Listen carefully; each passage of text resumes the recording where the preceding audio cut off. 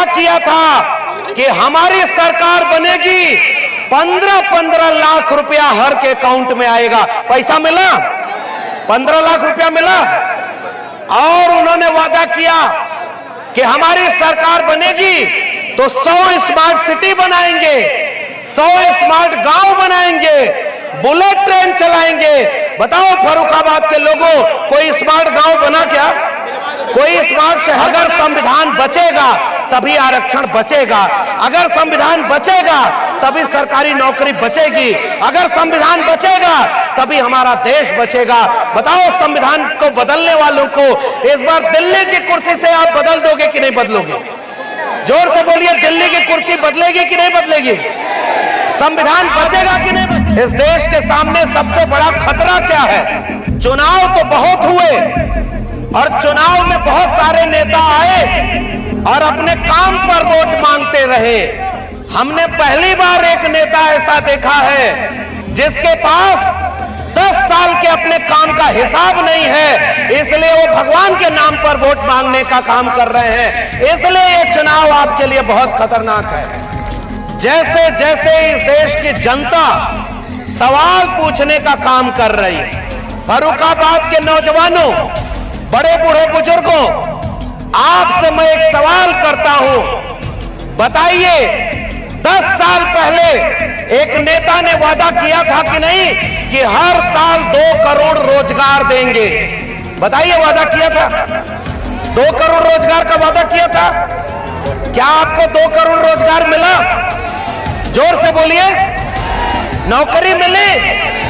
उसने वादा किया था कि हमारी सरकार बनेगी 15-15 लाख रुपया हर के अकाउंट में आएगा। पैसा मिला? 15 लाख रुपया मिला। और उन्होंने वादा किया कि हमारी सरकार बनेगी तो 100 स्मार्ट सिटी बनाएंगे, 100 स्मार्ट गांव बनाएंगे, बुलेट ट्रेन चलाएंगे। बताओ फर्रुखाबाद के लोगों, कोई स्मार्ट गांव बना क्या? कोई स्मार्ट शहर बना क्या? बुलेट ट्रेन चल रही है। सड़क बनाने की बात हुई और मैं जब फर्रुखाबाद आया तो पता चला पहले सड़क में गड्ढा हुआ करता था, यहां गड्ढा में सड़क बनी हुई है। इंडिया गठबंधन और समाजवादी लोग कह रहे हैं हमारी सरकार बनेगी तो जितने खाली पड़े सरकारी पद हैं तुरंत सबको नौकरी दी जाएगी और उनके यहां नौकरी की कोई बात नहीं की जा रही है। बताओ आप इंडिया गठबंधन का साथ दोगे कि नहीं दोगे? नौकरी चाहिए कि नहीं चाहिए? और किसानों को एमएसपी चाहिए कि नहीं चाहिए? आप क्या बोल रहे हैं? हम ओबीसी मां के बेटे हैं। बोला था कि नहीं बोला था? 14 के चुनाव में कहे कि ओबीसी हैं, 19 के चुनाव में कहे कि अति पिछड़े मां के बेटे हैं। और जब जाति जनगणना की बात हुई तो जाति जनगणना कराने पर कह रहे हैं कि कोई जाति होती ही नहीं। बताइए, सदी का सबसे झूठा आदमी आपके देश का सबसे बड़ा प्रधानमंत्री बन के बैठा है कि नहीं? तो हमारी लड़ाई झूठ और लूट के खिलाफ है। हम समाजवादी लोग पीडीए की बात करते हैं और मैं धन्यवाद दूंगा समाजवादी पार्टी के राष्ट्रीय अध्यक्ष आदरणीय अखिलेश यादव जी का, जिन्होंने पीडीए के बाद जाति जनगणना करा करके नारा लगाया, जिसकी जितनी संख्या भारी उसकी उतनी हिस्सेदारी। हमें नाज है, हमें फक्र है, हमें गर्व है कि हम अंबेडकरवादी और समाजवादी लोग संविधान को बचाने के लिए एकजुट खड़े हैं और यहां एकजुट होकर के हम संविधान को बचाने का संकल्प लेते हैं। दोस्तों, आज इस देश के सामने सबसे बड़ा खतरा क्या है? चुनाव तो बहुत हुए और चुनाव में बहुत सारे नेता आए और अपने काम पर वोट मांगते रहे। हमने पहली बार एक नेता ऐसा देखा है जिसके पास 10 साल के अपने काम का हिसाब नहीं है, इसलिए वो भगवान के नाम पर वोट मांगने का काम कर रहे हैं। इसलिए ये चुनाव आपके लिए बहुत खतरनाक है।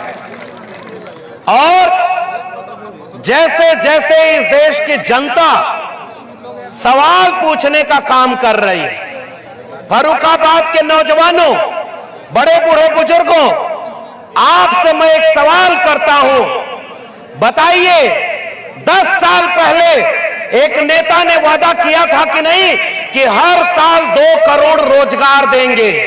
बताइए, वादा किया था? 2 करोड़ रोजगार का वादा किया था।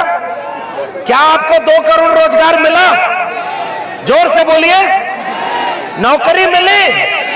उसने वादा किया था कि हमारी सरकार बनेगी 15-15 लाख रुपया हर के अकाउंट में आएगा। पैसा मिला? 15 लाख रुपया मिला। और उन्होंने वादा किया कि हमारी सरकार बनेगी तो 100 स्मार्ट सिटी बनाएंगे, 100 स्मार्ट गांव बनाएंगे, बुलेट ट्रेन चलाएंगे। बताओ फर्रुखाबाद के लोगों, कोई स्मार्ट गांव बना क्या? कोई स्मार्ट शहर बना क्या? बुलेट ट्रेन चल रही है? सड़क बनाने की बात हुई और मैं जब फर्रुखाबाद आया तो पता चला पहले सड़क में गड्ढा हुआ करता था, यहां गड्ढा में सड़क बनी हुई है। सही है क्या? उत्तर प्रदेश में लखनऊ में भी एक नेता बैठा हुआ है, उन्होंने 40,000 करोड़ रुपया गड्ढा मुक्ति के नाम पर खर्च कर दिया। बताओ गड्ढा मुक्त हुआ क्या? और अगर इतना पैसा रहता तो किसानों को कितने लाख रुपए का कर्जा मिल जाता। बताओ आज किसान परेशान है कि नहीं? नौजवान परेशान है कि नहीं? और नौजवानों, आज समाजवादी और इंडिया गठबंधन के लोग खुलेआम अब इस देश के लोगों से कह रहे हैं हमारी सरकार बनेगी तो किसानों को एमएसपी की कानूनी गारंटी मिलेगी। बताइए किसानों को एमएसपी गारंटी चाहिए कि नहीं? इंडिया गठबंधन और समाजवादी लोग कह रहे हैं हमारी सरकार बनेगी तो जितने खाली पड़े सरकारी पद हैं तुरंत सबको नौकरी दी जाएगी और उनके यहां नौकरी की कोई बात नहीं की जा रही है। बताओ आप इंडिया गठबंधन का साथ दोगे कि नहीं दोगे? नौकरी चाहिए कि नहीं चाहिए? और किसानों को एमएसपी चाहिए कि नहीं चाहिए? आप क्या बोल रहे हैं? हम ओबीसी मां के बेटे हैं। बोला था कि नहीं बोला था? 14 के चुनाव में कहे कि ओबीसी हैं, 19 के चुनाव में कहे कि अति पिछड़े मां के बेटे हैं। और जब जाति जनगणना की बात हुई तो जाति जनगणना कराने पर कह रहे हैं कि कोई जाति होती ही नहीं। बताइए सदी का सबसे झूठा आदमी आपके देश का सबसे बड़ा प्रधानमंत्री बन के बैठा है कि नहीं? तो हमारी लड़ाई झूठ और लूट के खिलाफ है। हम समाजवादी लोग पीडीए की बात करते हैं और मैं धन्यवाद दूंगा समाजवादी पार्टी के राष्ट्रीय अध्यक्ष आदरणीय अखिलेश यादव जी का, जिन्होंने पीडीए के बाद जाति जनगणना करा करके नारा लगाया जिसकी जितनी संख्या भारी उसकी उतनी हिस्सेदारी। इसलिए हम समाजवादी लोग यहां पर खड़े। तो बहुत ज्यादा वक्त नहीं लूंगा क्योंकि हम सब लोग आदरणीय चाचा जी को सुनना चाहते हैं। लेकिन एक बात हाथ उठाकर बोलिए, क्या संविधान को बदलने की बात करने वालों को आप वोट देंगे क्या? बताओ आप संविधान के बदलने वाले को वोट दोगे क्या? अगर संविधान नहीं रहेगा तो हमारा कोई अधिकार बचेगा क्या? इलेक्टोरल बॉन्ड के नाम पर चंदा लूट लिया और नौजवानों के सपने को लूट लिया और पेपर लीक करवा दिया। बताओ फर्रुखाबाद में सरकारी नौकरी मिल रही है? सरकारी नौकरी मिल रही है? किसान और मजबूर, नौजवान मजदूर सब परेशान। इसलिए हाथ उठाकर फर्रुखाबाद के लोगों, अब ये आखिरी बात कहूंगा, क्या आप डॉक्टर नवल किशोर शाह के जैसे नेता को अपना एक एक वोट दे करके संविधान बचाने की लड़ाई में मजबूत करने का काम करेंगे कि नहीं करेंगे?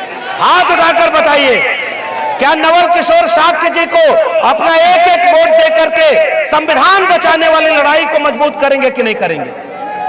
और 10 साल का हिसाब मांगिए कि सांसद जी हाजिर हो, अब तक क्या काम किया उसका जवाब दो, वरना फर्रुखाबाद की जनता समाजवाद, अंबेडकरवाद और हर जाति के लोगों में आपसे एक अपील करने आया हूं।